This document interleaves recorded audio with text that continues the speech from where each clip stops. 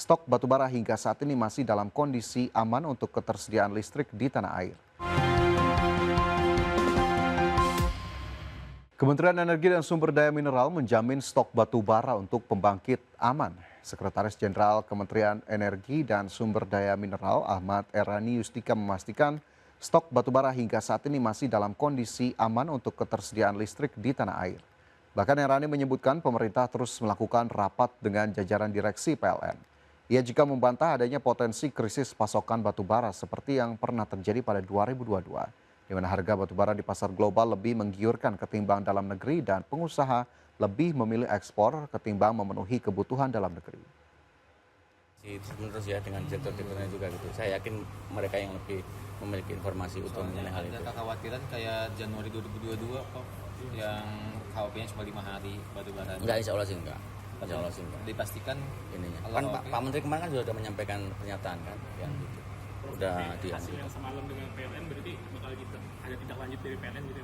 Hari ini katanya ada rapat lagi Pak Dirjen Kadrik dengan Kepala Badan Gizi Nasional Nani SD yang mengatakan masyarakat mampu tidak akan lagi mendapat MBG. Hal ini dilakukan untuk efisiensi anggaran makan bergizi gratis. Aku mau nyiapkan bahan nih. Jadi efisiensinya apa aja, Bu? Iya, iya. Begitu. Iya, penerima manfaat. Sambil berjalan. Sampai dapat lagi MBG begitu Bu atau yang mampu? Maksudnya yang mampu, yang kaya. Yang kaya nanti tidak dapat lagi. Jadi penerimanya siapa saja Bu? Penerima manfaat ini gitu. Jadi nanti misalnya ya sekolah-sekolah kaya. Sekolah-sekolah kaya. Iya, sekolah-sekolah kaya itu. Terus kemudian iya itu kan seneng banget. Itu yang dibahas apa lagi? Ini kan belum besok dibahasnya. Maaf, kasih jalan. Belum. Katanya besok sore. Pemerintah India secara resmi memberlakukan pembatasan ketat terhadap pembelian bahan bakar minyak di SPBU retail demi mencegah risiko kelangkaan pasokan domestik. Kebijakan ini darurat dipicu oleh gangguan rantai pasok energi global akibat eskalasi konflik militer di Timur Tengah serta adanya lonjakan permintaan dari sektor industri. Berdasarkan perintah resmi pemerintah yang terbitkan pada Kamis 12 Juni 2026, para konsumen komersial kini dilarang keras membeli bensin maupun solar dari SPBU retail. Selain larangan tersebut, pihak otoritas juga membatasi volume pembelian solar maksimal 200 liter per pelanggan atau kendaraan setiap harinya. Aturan ketat ini diterbitkan setelah banyak perusahaan logistik dan truk berbondong-bondong beralih ke SPBU retail karena harganya jauh lebih murah dibandingkan jalur pasokan curah industri. Migrasi massal para konsumen komersial tersebut langsung memicu kelangkaan stok BBM subsidi di berbagai daerah dan menekan keuangan korporasi energi negara. Saat ini aktivitas penjualan solar kepada konsumen retail menyebabkan kerugian mencapai Rp36,5 per liter bagi perusahaan milik pemerintah India. Nilai kerugian untuk penjualan bensin retail juga menyentuh angka Rp9 per liter, sedangkan penjualan jalur industri justru dilakukan dengan harga pasar yang lebih tinggi. Kebijakan batasan pasokan energi ini akan berdampak langsung pada 3 raksasa minyak milik negara, yakni Indian Oil, Bharat Petroleum, dan Hindustan Petroleum.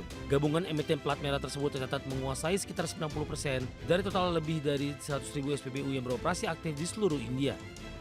Adapun pihak otoritas menegaskan ketegangan militer antara Amerika Serikat, Israel, dan Iran menjadi alasan utama pemberlakuan regulasi yang dirancang berjalan selama maksimal 90 hari ke depan. Berbagai sumber ada di channel.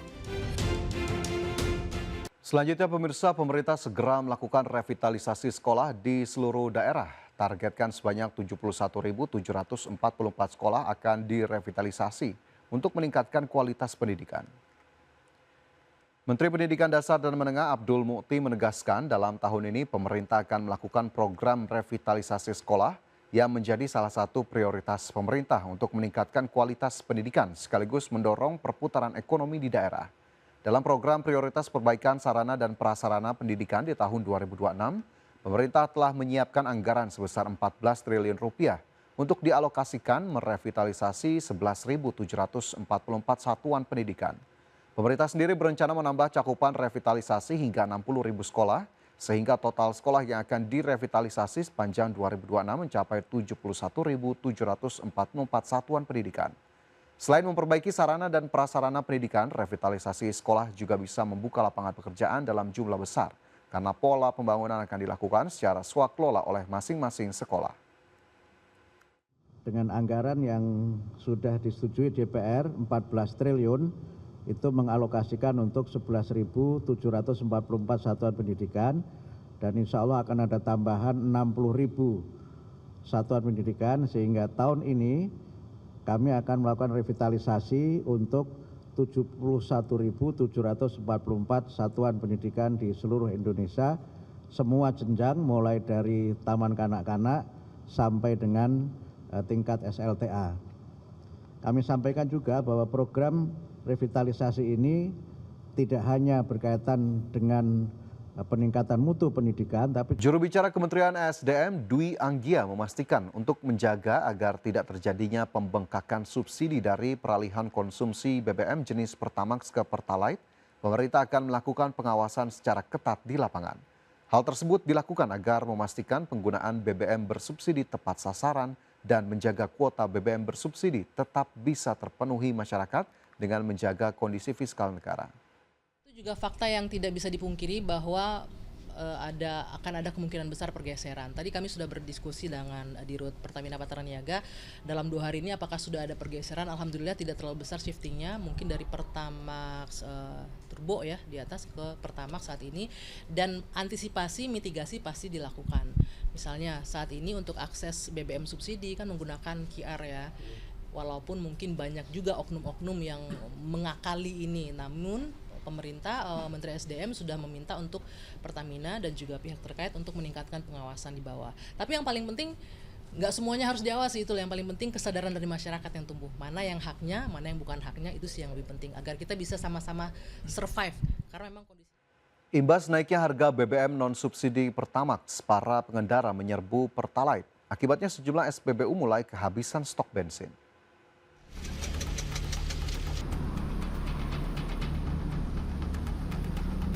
Sejumlah SPBU di Jakarta mulai kehabisan stok BBM. Di Kalimalang, Jatinegara, Jakarta Timur, sebuah SPBU ditutup sementara dan tidak melayani pembelian. Tidak ada aktivitas pengisian BBM, baik untuk kendaraan roda 4 dan roda 2. Para pengendara yang berniat mengisi bensin terpaksa putar balik. Selain mengeluhkan sulitnya mengisi BBM, para pengendara juga mengeluhkan antrian panjang di beberapa SPBU lain. Mau isi bensin bang? Ya, Terus gimana, ada nggak bensinnya atau gimana?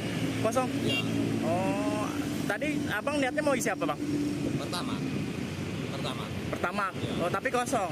Oh, ini emang baru kali ini aja atau ada beberapa SPBU yang abang udah datangin terus kosong? Ini baru ini karena beberapa ini agak sering kosong sih.